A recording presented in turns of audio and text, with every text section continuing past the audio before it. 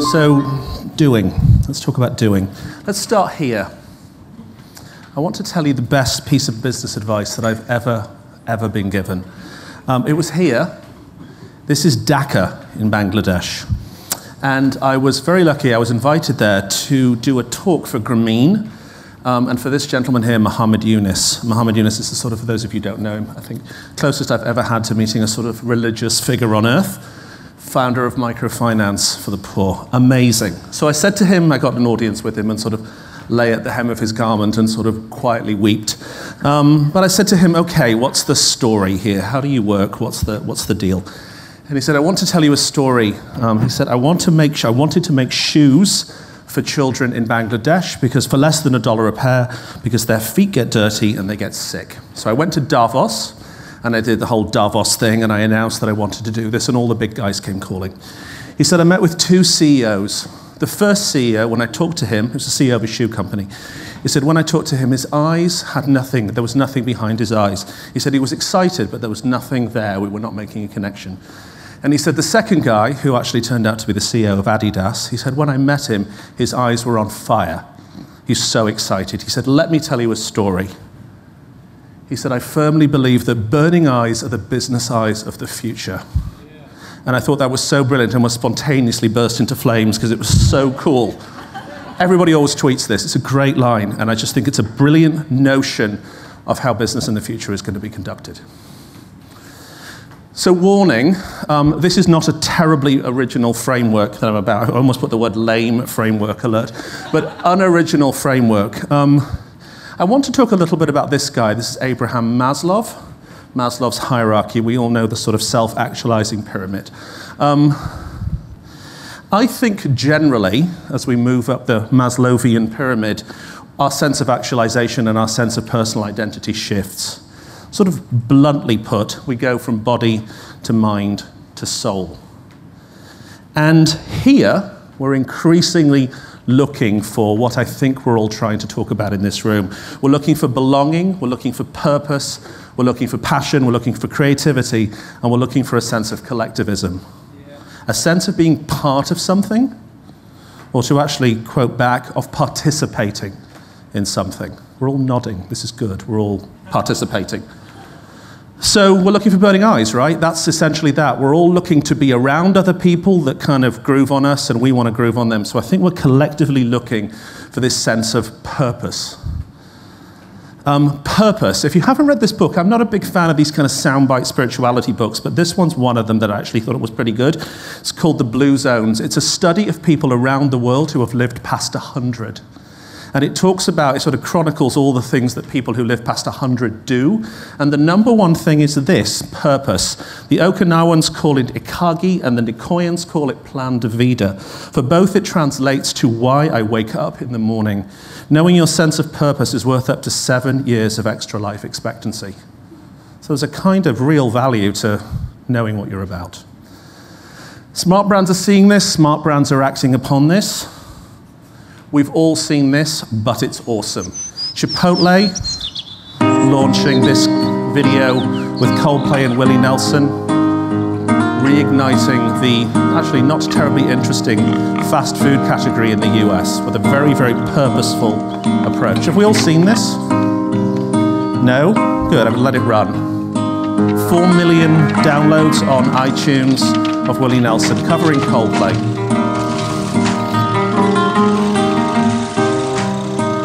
I was just guessing at numbers and figures, pulling the puzzles apart. Poor pigs, questions all being of spammed. Science and progress don't speak as loud as my heart. Nobody said it was easy. It's such a shame for us to part. Nobody said it was easy. No one ever said it would be so hard. Pigs in jail. The worst. I'm going back to the start.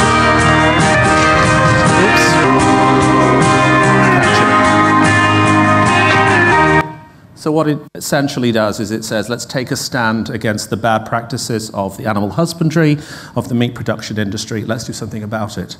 And the numbers were incredible.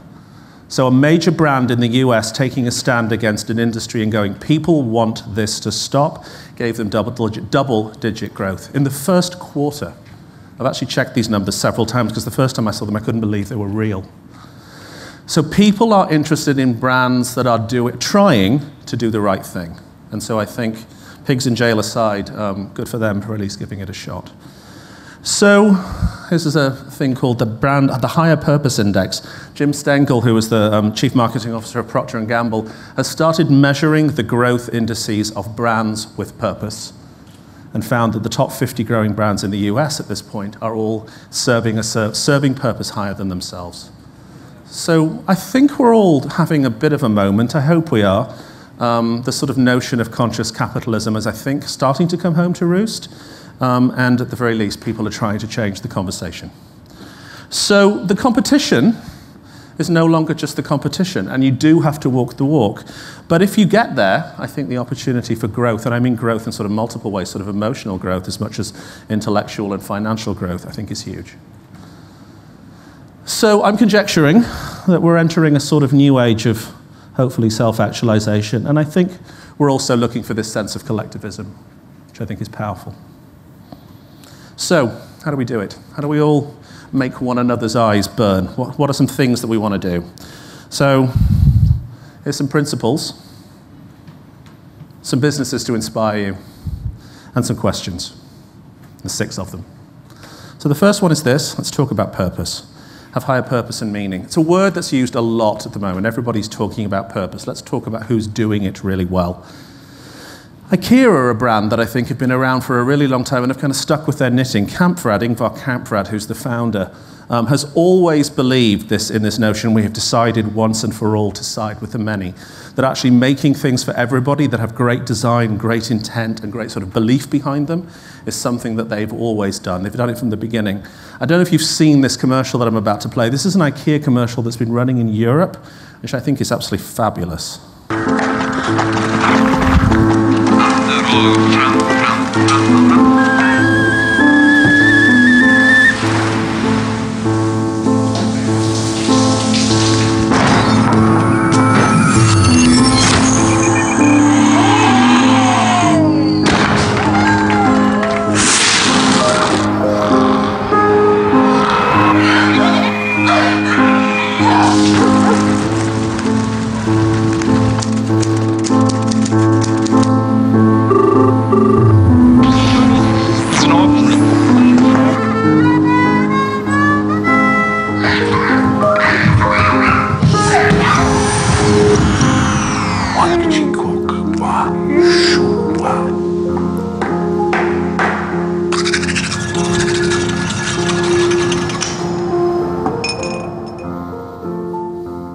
They're not selling furniture, they're selling home. Talk about being bigger than yourself. And for a brand like IKEA to deliver on that, I think is really pretty impressive. So everybody's talking about purpose. I think that many can explain what they do. Very few people can actually explain why they do it, why they actually exist. The brand I love here is Aesop. I think Aesop are a fantastic brand. I know Dennis, the founder, I think he's brilliant. Employees and customers are hungry for purpose. People want to matter. People want to do great things. Dennis himself said, if you deliver something that is considered and original and you do so with integrity and purpose, there is always going to be a market, which I think is a fantastic quote. So in a purpose-driven organization, every conversation, every meeting is infused with how do we get better at making this important difference. Tom's, which is a great shoe brand from the US, which for every pair you buy, they give a pair away. When people have a shared purpose, they're engaged and will strive to do the right thing, to do the best that they can. Of course, we all know Apple. It's this willingness to go above and beyond that sets them and ultimately their organization apart. Everybody's talking about it, many of whom have absolutely no right whatsoever to talk about purpose. Everybody is trying to atone, I would imagine, in a lot of cases, particularly in the oil company's case. but very few are actually living it. I don't know if you guys are familiar with Zappos. Awesome. We know these guys very well. They're actually friends of IDEO. And Tony Hsieh, who is the founder, always says, figure out your core values, commit to your core values, be willing to hire and fire based on your core values. Pretty intense. So, question number one, I think, for all of us is, do we have meaning? Do you have a meaningful philosophy? Do you believe in it? And do you live by it? Number two, as we just alluded to, make shit. Yeah. Bingo. This is the big one. And this is why I'm here. Because I was frustrated with my deliverable as a consultant being shadow puppets. Imagine a world where. And I was frustrated and wanted to go to a place which made stuff, so I joined IDEO, and I've been making stuff ever since. So the whole concept of tangibility, of making stuff real, of taking things out of the ether and into the matter is very, very important. From Kane's Arcade, I don't know if you guys have seen this, the little boy that made the lemonade stand that was just all over the world. I think he has almost 4 million hits at this point, all the way through to the new nyc.gov, who just recently did their own hackathon redesigning the process of citizen engagement and making stuff. So makeathons and hackathons are now an absolutely fluid part of our process. We incorporate them in everything we do. I think we've had a makeathon in just about all of our 11 offices at this point, and usually have several going on. Great quote, I was just at South by Southwest, and this dude came up to me and said, why buy products when you can print them? So again, we're kind of in a whole different conversation now. And every industry is trying to figure this out. We're working a lot in healthcare, and healthcare is really trying to figure out what this world means for them. So everybody's buying maker bots left, right, and center and trying to figure out what it is that they do with these things sitting in the corner of their office. And it's just getting more and more exciting. So the education space, which is one that we're particularly excited about, is really perpetuating sort of young maker culture. I love this quote from Mate magazine. Makers ask questions of the world. They explore and dare. They theorize, prototype, and refine. They set out unasked to identify holes in possibility and fill them with the products of their hands and mind. I thought that was an incredible quote from Maker magazine.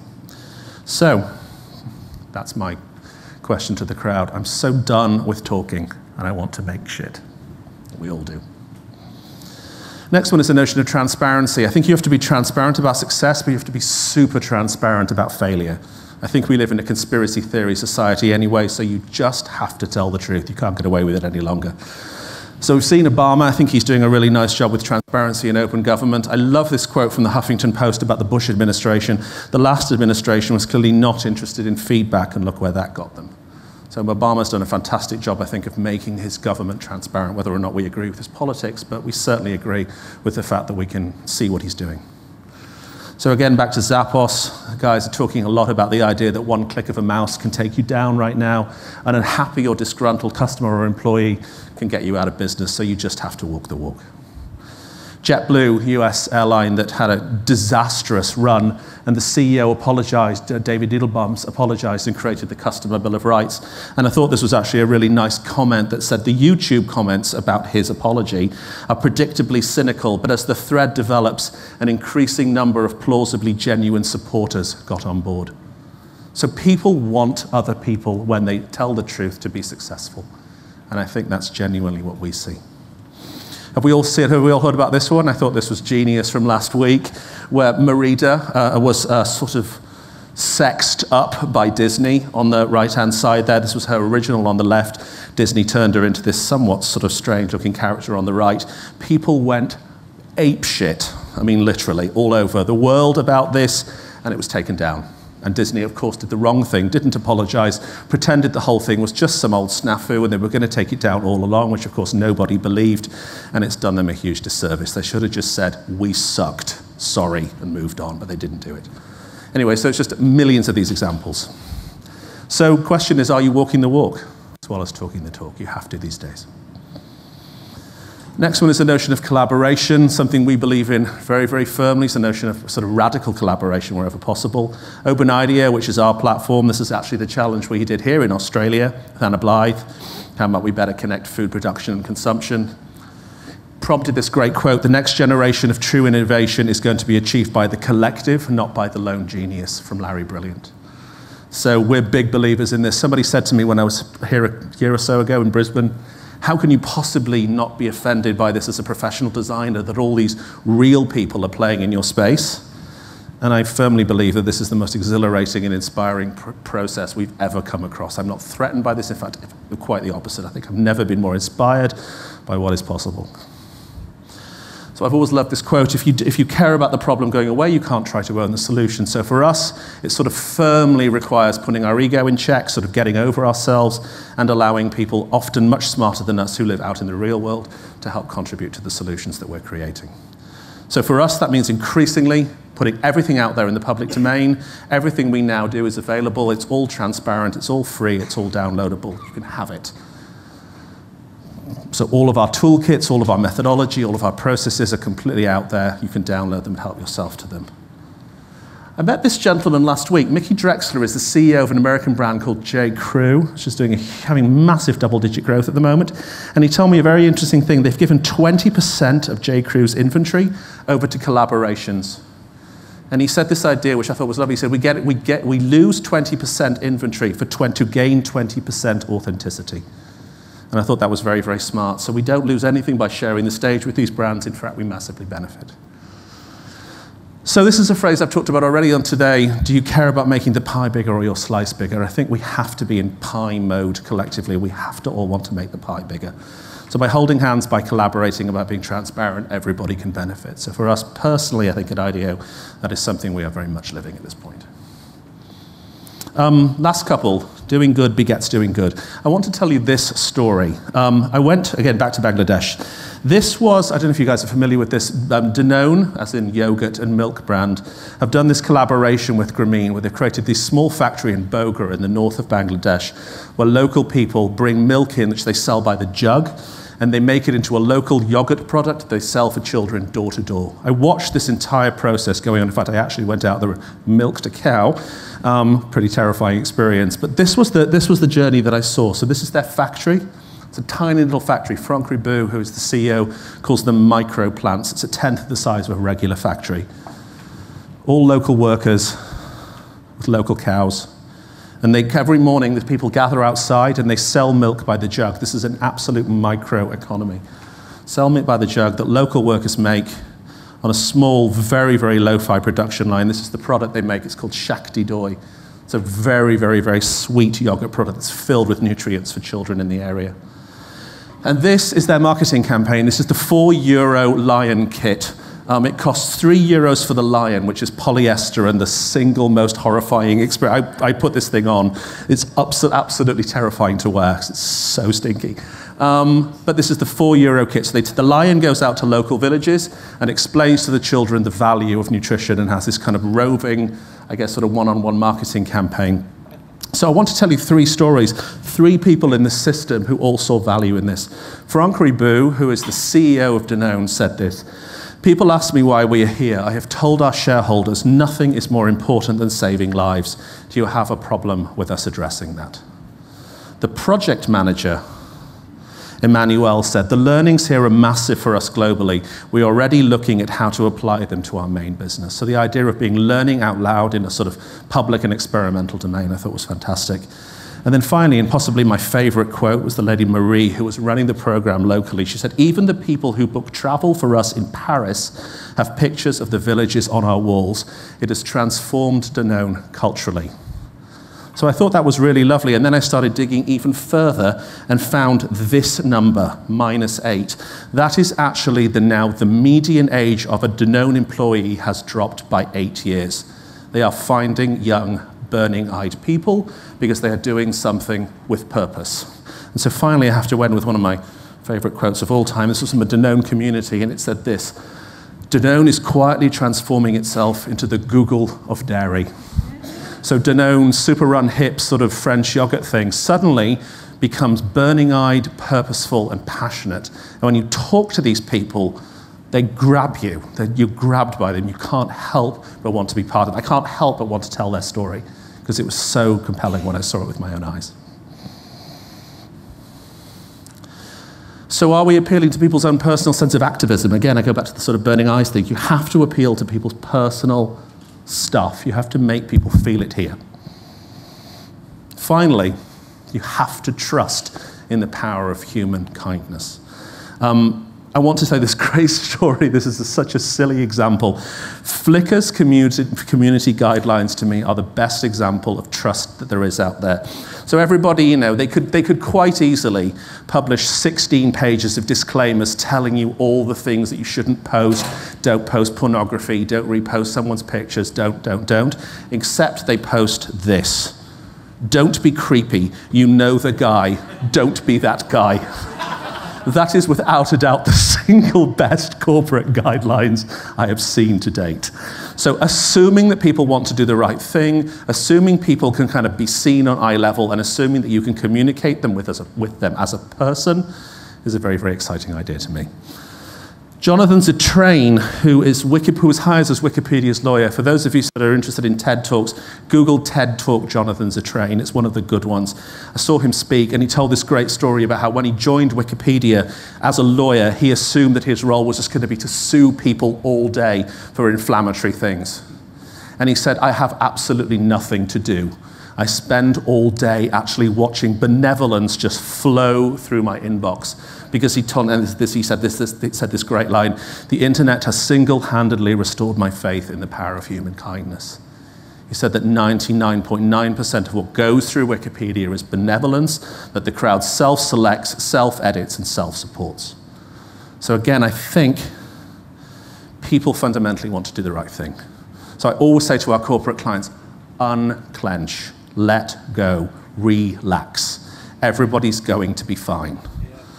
Yep. So back to Maslow. I just want to end, because I think I'm just about done. Maslow had a great quote, which I want to end on. You will either leap forward into growth, or you will step back into safety. So I'd like to end on that note. Thank you. Yeah.